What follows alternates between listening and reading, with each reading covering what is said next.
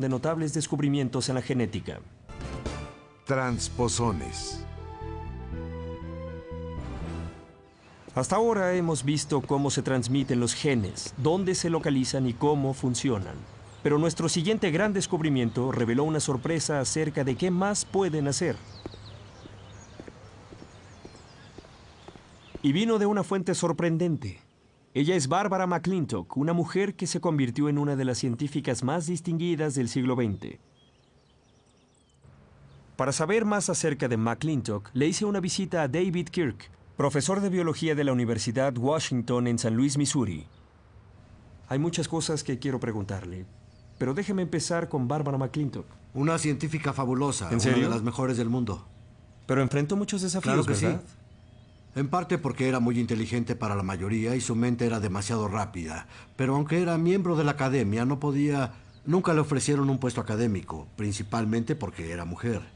También, como era mucho más inteligente que cualquiera de sus colegas masculinos, mucha gente le temía. Le temían a su cerebro. En 1942, decepcionada por la falta de avance de su carrera en el campo de la genética dominado por hombres, McClintock fue a trabajar al laboratorio de Cold Spring Harbor en Nueva York. Ahí fue que McClintock hizo historia. Trabajando sola, eligió investigar la genética del maíz. Sobre todo, le interesaba el mecanismo genético detrás del mosaico de colores de los granos. Mientras los estudiaba, McClintock empezó a observar una correlación entre el color de un grano y una anomalía que ocurría en uno de sus cromosomas. El color de los granos correspondía al lugar del cromosoma donde ocurría la anomalía. Ocurría una anomalía en el cromosoma, dijo ella, cuando un gen saltaba o se transfería al azar de un cromosoma a otro. Cuando pasaba esto, alteraba la actividad de los otros genes responsables de producir el pigmento en el grano. En esa época se pensaba que los cromosomas y los genes eran cosas muy estables y solo se transmitían de una generación a otra. Ella descubrió que ciertos genes que trataba de localizar en los cromosomas estaban en posiciones diferentes en momentos diferentes. En una planta de maíz parecía estar en una posición de los cromosomas y en otra planta estaba en una posición diferente. Y en una tercera podría estar en una tercera posición. ¿Cómo era posible? Un solo gen. ¿Diferentes ubicaciones y diferentes plantas? Ella supo intuitivamente que estos genes estaban saltando, pasando de un lugar a otro, lo que era desconocido en esa época. Ella fue la primera persona que vio la clase de detalles presentes en todo cromosoma. Literalmente la primera persona. Al comparar la estructura del cromosoma que había visto en una parte de la planta con la apariencia del grano de la planta de donde vino y las plantas creciendo en el campo, ella empezó a notar una asociación continua entre la estructura del cromosoma y la conducta y desarrollo de la planta.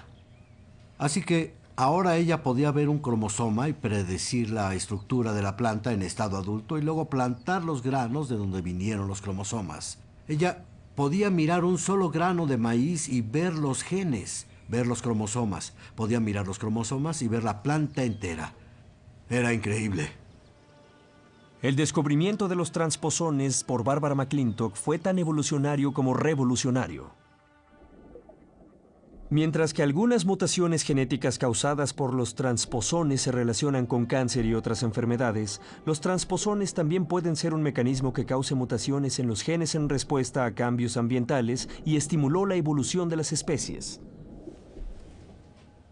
Hoy sabemos que existen transposones en los genes de todos los seres vivientes, todo desde las algas hasta los seres humanos. Así que mi compañero de postdoctorado, cuyo nombre era Steve Miller, vino aquí específicamente para hallar un transposón que pudiera hacer lo que Barbara McClintock había demostrado, que podían hacer los transposones en el maíz. Finalmente halló uno que él podía controlar al dar el salto, y saltaba tan bien cada vez que él lo deseaba, que le puso el nombre de su héroe del básquetbol, Michael Jordan. Ajá. Así que tenemos una foto de Michael en el laboratorio encestando un alga ball box. El sueño de todo jugador de básquetbol, Sí. el encestar una alga. Sí. Aunque Barbara McClintock nunca tuvo la fama de Michael Jordan, logró su propia notoriedad al presentar los resultados de su investigación en 1951 en un simposio en Cold Springs Harbor. Su trabajo fue ignorado y rechazado. La experiencia la dejó tan amargada que nunca dio otra conferencia ahí, aunque siguió trabajando en el laboratorio hasta su muerte en 1992 a los 89 años.